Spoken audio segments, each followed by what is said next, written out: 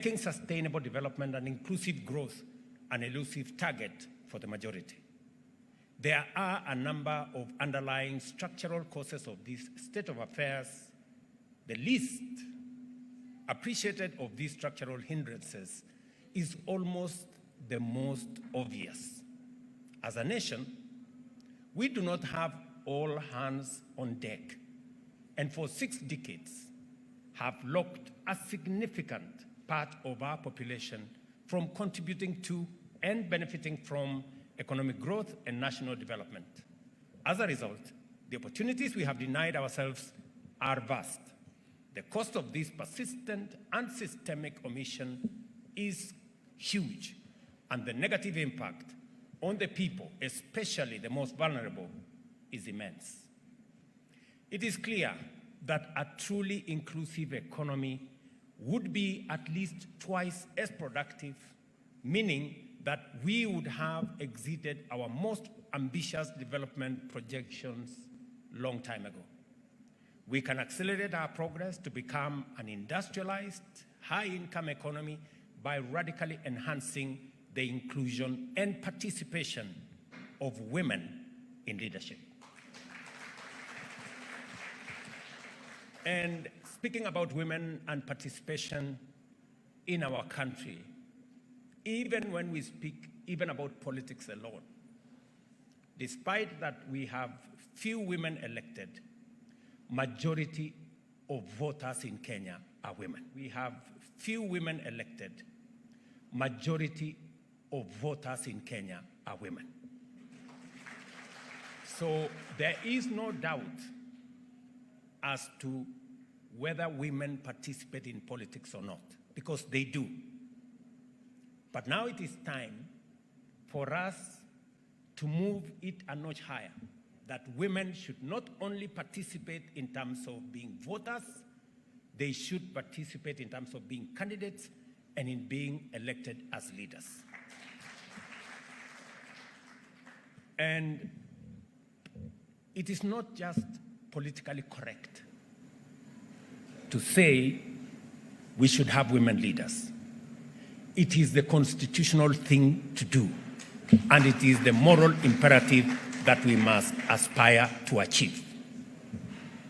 And therefore, when I was requested by these great ladies to participate in this launch of G7, the great 7 women governor leaders in Kenya, I thought it was a good place for me to come and ask us as a nation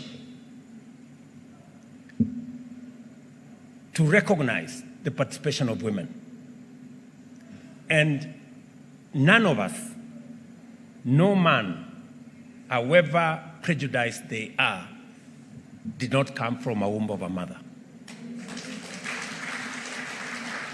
We may be whatever we are, we may be strong, we may be opinionated, we may even have issues of prejudice, but the basic fact is that we were born by women. So just that recognition alone should give us the courage and the inspiration to support women in Kenya. And therefore, I have listened to the women leaders from my side of the political divide, and they have given an account and almost reduced this function to a function of UDA and Kenya Kwanza. But it is because they know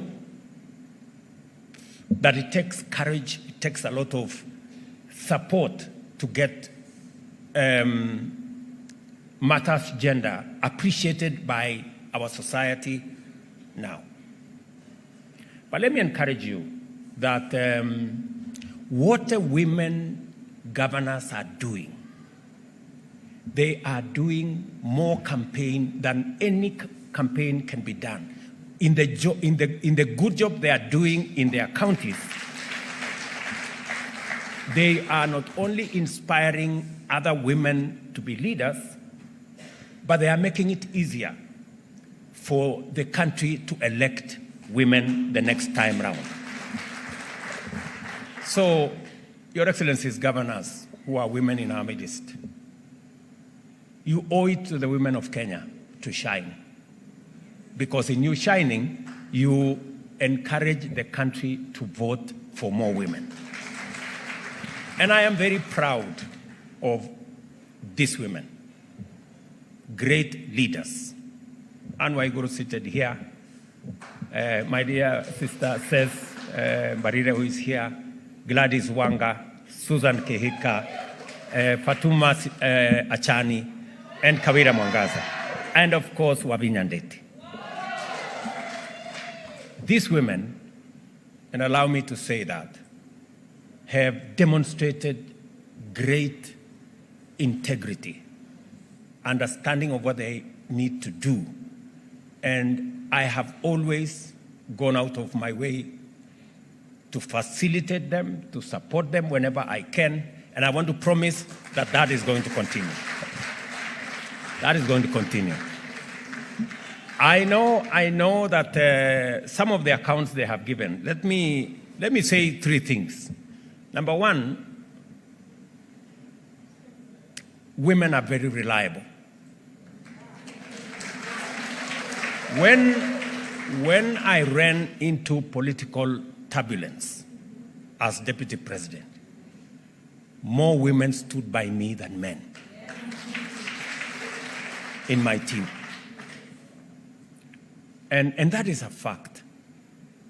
In the last election, for some reason, more women voted for me than men.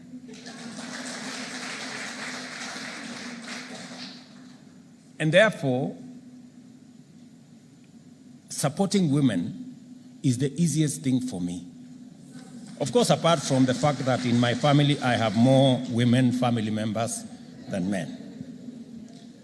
But I know sometimes I have, whenever I speak to the leaders in my corner, sometimes in the process of mentorship, you have to tell them some hard facts. I remember Susan, one time I called her and I told her, listen, Susan, I am listening to you and you are not persuasive. You know? I want you to rehearse your text. Don't leave home before you know what you're going to say in a political rally. You know, even if it means you have to cram 3 things. Say something about agriculture. I had to take her through lessons, this girl, because I really wanted her to succeed. And forgive me, Susan, I was hard sometimes on you. Another time I called her and I told her, I don't want to see you in Nairobi. You must go and sit at the village. You know, those things of rubbers. I told her she must put on rubbers. And sometimes I know women, they want to look beautiful. They want to put on a skirt that is. So these ones, I told them, look, this is not the time to look beautiful. You know, put on a long dress because this place is chaotic. You know, put on a long dress, put on whatever those things they say, I don't want to say. And it was all because we wanted to succeed, right? I must also say that women have also changed my perspective. Let me give you 2 examples. Anne Waiguru, when we had a time in our politics, in the side of the politics we were, and it was time to make very difficult decisions, whether to go this way or to remain that way. And among the people who made decisions that, confirmed to me that women are brave, is the decision Waiguru made to join our team. When she joined our team, I could not believe it because everybody believed she would be on the other side. And it took a lot of courage, Same thing. with my dear sister says Mbarire, it was obvious to everybody that she would be on the other side. But when she made the decision to say, this is where I'm standing because this is where I believe the people are, she stood out as a great leader. So all these great ladies are the epitome, as has been said here, of great leadership.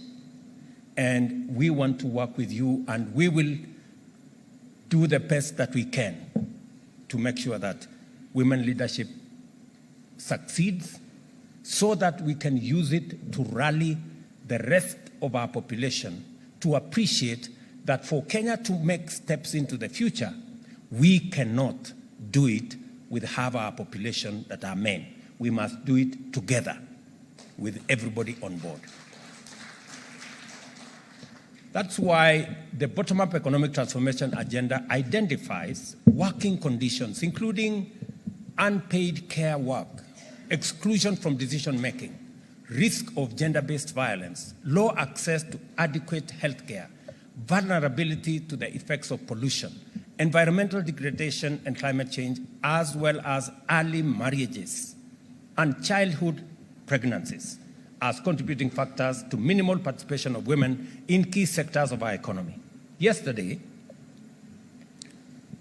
as I supported First Lady, I took time to see the plan that her office has. And one of the agendas that I agreed with her to concentrate on is the agenda of children. Because we have a very serious problem around children in Kenya. And there is some sad statistics out there. And I am happy that I'm speaking to women leaders. The subject of early pregnancies. Statistics show that Kenya, in the world, is the second highest in the world where early pregnancies happen. This is our country in the world. Again, all the subjects around early marriages going into FGM. So, I am asking women leaders, as I do men leaders, to work in concert, all of us, to protect our children, especially from FGM, early marriages, and early pregnancies, because it is destroying the future of many of our children. So as I went through with the staff of the First Lady what it is that they want to do and how government can support to raise the bar, to raise the profile of the challenge that we have in that space, I thought about these women leaders who are here. Please take it upon yourselves, as you do the many things, to also work with us in making sure that we protect our children, especially our girls. I know we have set targets for ourselves, especially on the subject of FGM. I want to tell men to stand, to come forward and protect our women from FGM, even if it is for selfish reasons. You know, FGM destroys women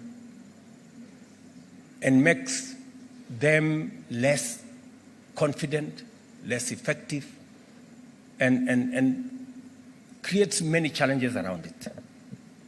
Men should know, in fact, men should be champions against FGM.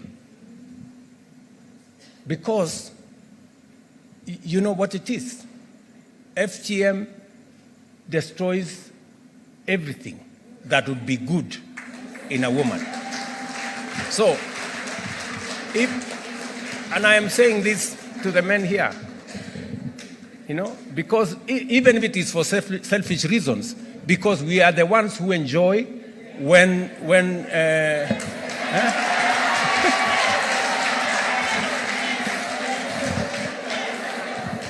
I mean,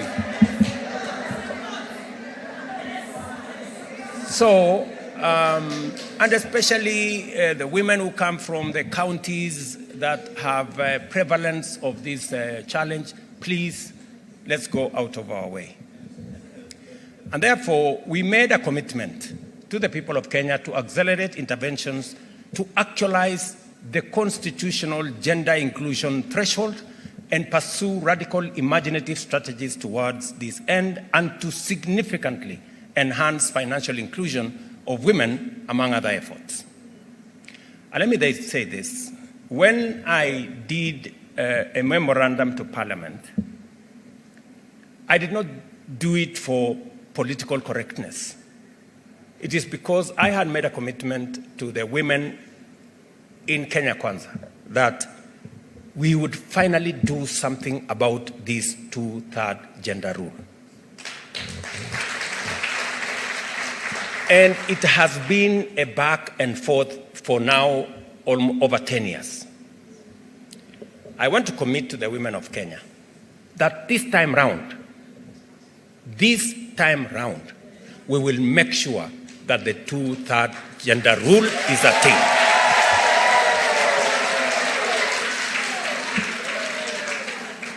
And the exercise that is going on in Parliament, the NADCO report, now includes what Aisha Jumwa and her team have been doing. And the commitment I made is that for the 290 seats, at the very minimum, we must have at least 1/3 being women. Now, I know there is a lot of calculus and mathematics and interpretations and what, but in the bill that is going to go to Parliament, we will make sure that at least more women, and hopefully we can do this by next year, more women get to leadership in Parliament. And my instructions are very clear to Kimani Ichung'wah, who is the leader of majority in the National Assembly, and the PG of our Kenya Kwanza team, that will be the official position of the party. And we have talked to many leaders, especially men. And I can tell you, ladies, for the first time, I see that men are committed to making sure that this time round, we succeed in actualizing the 2/3 gender rule in the frame that we have set. And I want to ask women leaders, I know you may want higher numbers, but we can do it, we can do it progressively. Let us get what we think is attainable now. You guys know what you need to do. We can then take it to the next level, and then take it to the next level, and finally get it to 50-50. Let me also say the following. Cecily Mbarire is the chair of UDA, not by default. It is deliberate and it is intentional.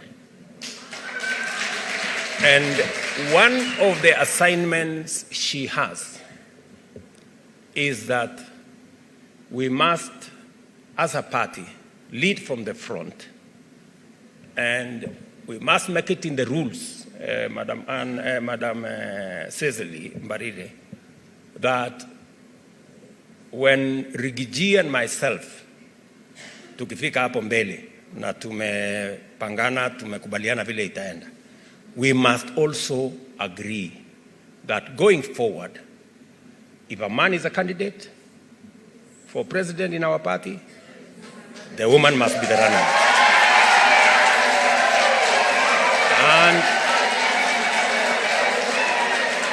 And If a woman is the candidate, then a man can be a running mate. Okay? And we must also cascade it down to the governors. So, and we must be intentional and deliberate about it, otherwise it will never happen. And I know fellow party leaders in other parties will agree with us, because we all agree, because I'm sure the party leader in Wiper supported Wavinya, the party leader in ODM supported Gladys, and all the other party leaders supported their women candidates. So we will do this not because we want to do anything against men, but we want to balance so that we all move together. And Madam says, as you undertake that exercise, you will have my 100% support. And I know Governor Sakaja and my good friend Kimani Ichung'wah will also be supportive of that exercise. Much progress has been made, especially with regard to financial inclusion, with women remaining consistent in the uptake of various financial inclusion facilities and affirmative action funds. Out of the 21 million Kenyans who have borrowed from the Hustler Fund today, 10.1 million are women, constituting 48% of the fund's beneficiaries.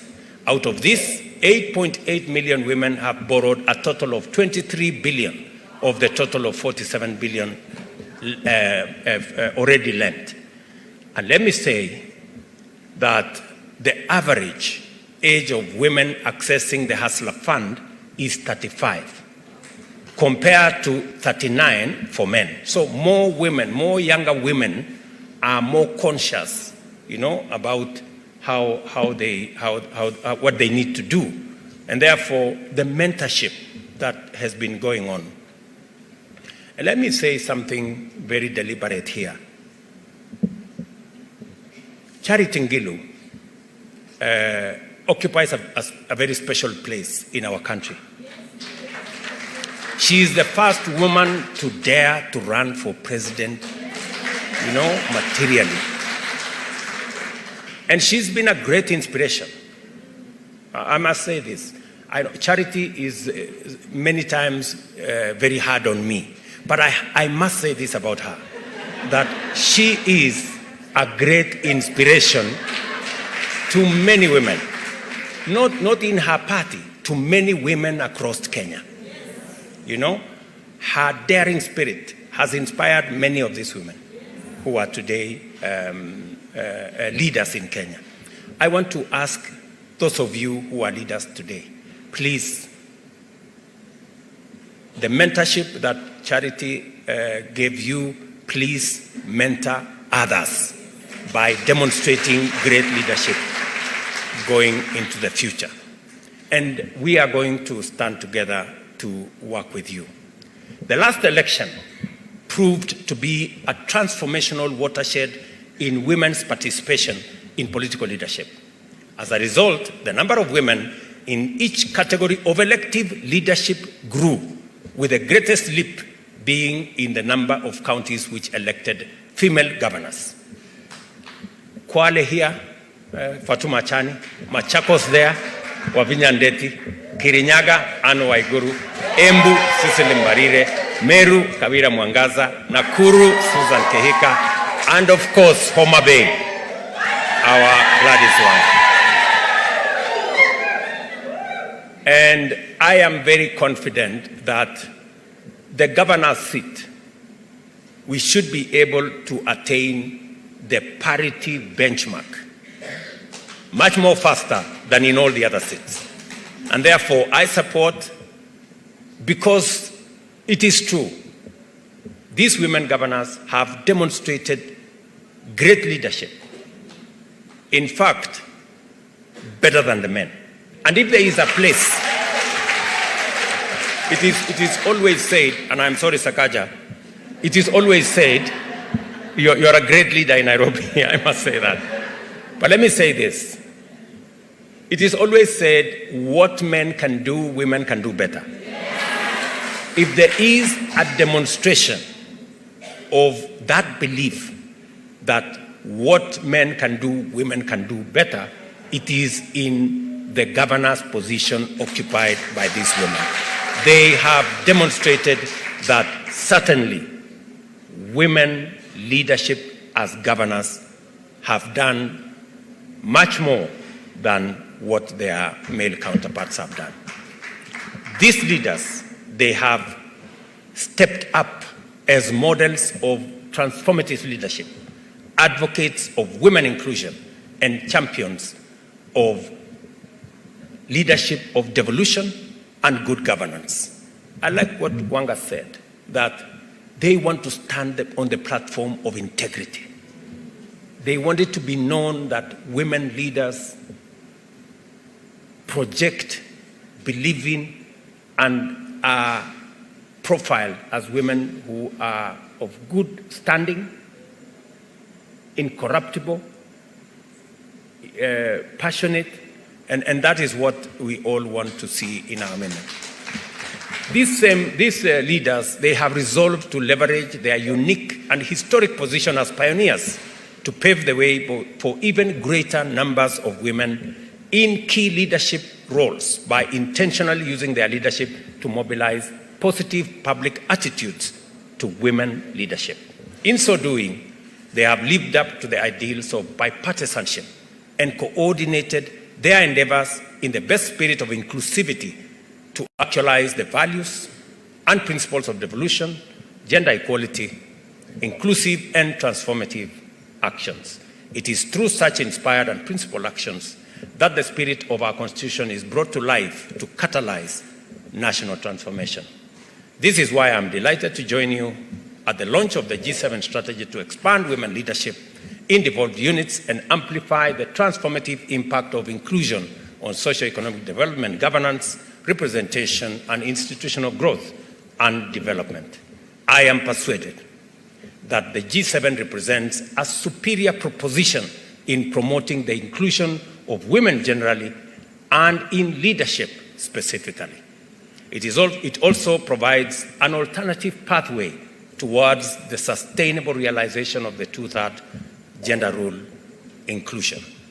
The leadership of the G7 affirms our faith in the promise of the bottom-up economic transformation for shared prosperity through inclusion and have made an irrefutable and irresistible case for the urgent attainment of the gender parity as an idea whose time has come. I am very proud to associate myself with the G7 strategy for the Women Governors Caucus and pledge the government's full support for it. Let me repeat, I pledge the government's full support. Let us therefore stand shoulder to shoulder in solidarity and equality, face forward with confidence and lead this nation to a prosperous future where no one is left out and no one is left behind. The G7 strategy is a great one, especially coming in the backdrop of what we will be doing tomorrow in Embu. And I will be early, Seth. I know you are our host. We will be there tomorrow morning to celebrate women in our country and leadership of women in our country. The G7 strategy, therefore, is officially launched. God bless you and God bless Kenya. Asanteni sana na mubarikiwe. Thank you.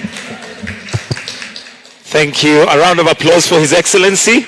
And with your permission, Your Excellency, we have now the official launch that's going to be taking place. Allow me to now invite the G7, the 7 governors, to join His Excellency as we now officially launch the G7 strategy beginning here. So allow me to count you down. Your Excellency will ask you to press the buzzer.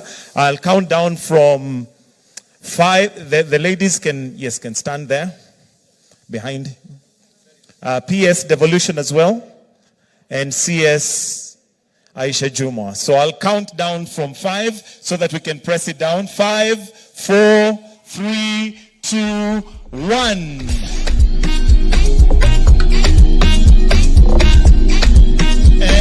we now have the strategy, G7 strategy officially launched on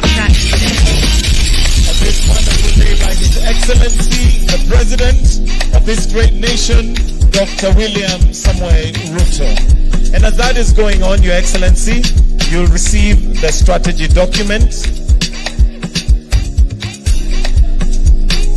All right, we can put off the pyros. Thank you. Your Excellency, with your permission, we'll also, if we can just clear so that we can have a picture taken as the COG chair presents the strategy document. If we can kindly just clear. Kindly, yes, thank you. We'll present to the 7 governors. Then after that, Your Excellency, I'll seek your indulgence for 3 photographs that we shall take on stage. It's yours on video.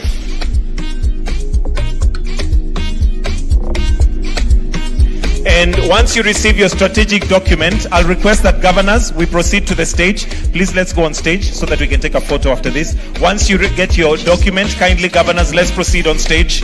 Let's proceed on stage. Governors, once you've received your document, thank you. Once you've received your document, we proceed on stage.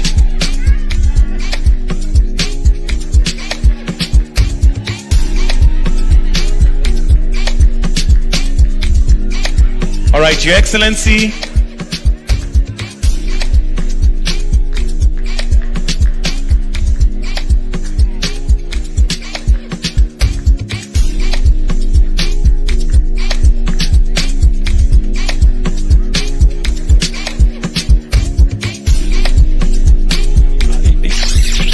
Your Excellency, if we may now proceed on stage, if we now may proceed on stage, please.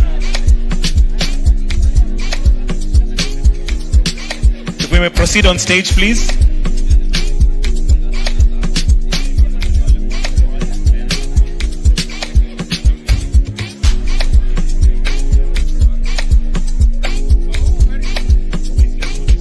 It's yours on the video. Your Excellency, we may proceed kindly on stage for the photograph. A photograph with the 7 governors, Your Excellency, kindly.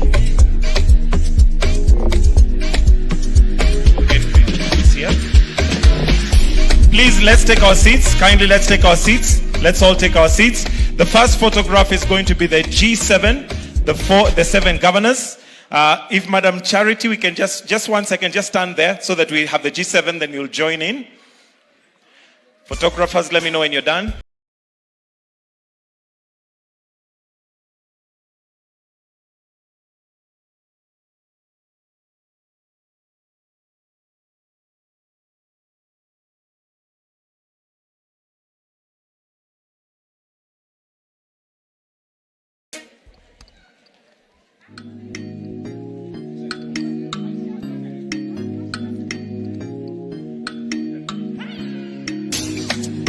After this photo, we want G7 plus the partners, then the majority leader, governor, and CS gender. So after this, partners, where are you? If we can have the partners who give a speech, kindly, if you can proceed to come on stage. Please come. Partners. Then we have majority leader to also join. Governor Nairobi. Majority leader, Governor Nairobi. PS Devolution, kindly if you can join. PS Devolution. PS Devolution, Madam Terry Mbaika. It's yours on the video. After this, if we can have the DG, the Women Deputy Governors with His Excellency. The Women Deputy Governors with His Excellency. Partners to kindly exit. We want the G7, the 7 governors together with the deputy governor, female deputy governors. The 7 governors with the...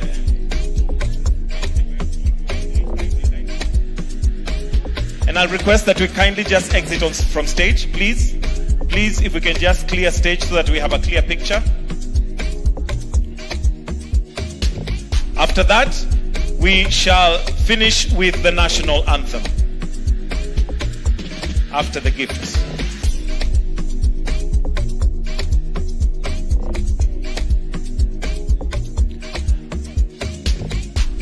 All right, thank you. We have a gift for you, Your Excellency, from the governors. The COG chair will present it.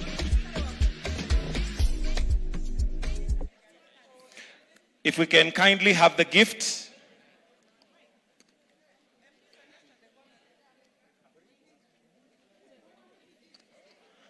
There is a gift here for His Excellency, presented by the COG chair.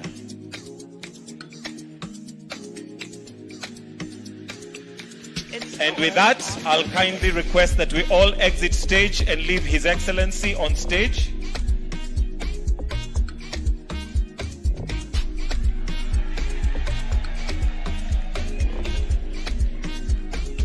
Purchase your tracks today. All right. Lady MPs, Your Excellency, you know how women can make sure that they get their way. So women MPs, this is the last photo. Women MPs only, the last photo. Then after that, we will all exit stage and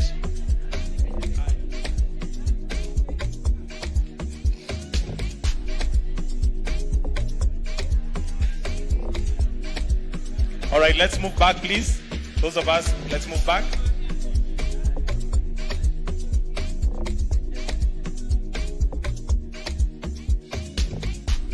All right, thank you. Your Excellency will request that you remain on stage. If the rest of us can kindly exit the stage, kindly. Would like to finish with the national anthem. If we can kindly exit stage. Can we kindly exit the stage? We'd like to leave His Excellency. If we can allow His Excellency to remain on stage as we finish with the national anthem.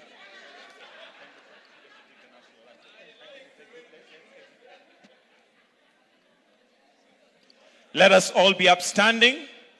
We will now finish with the national anthem. If there's anybody seated and you're able to stand, please, let's all be upstanding for the national anthem.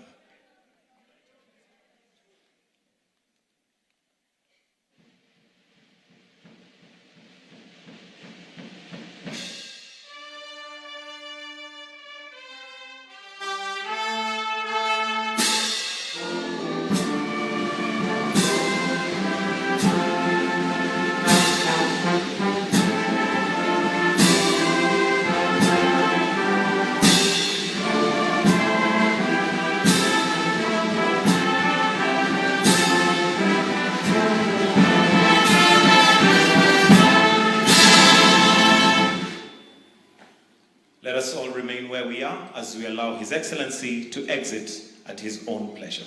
Thank you. Do have yourselves a wonderful rest of the day.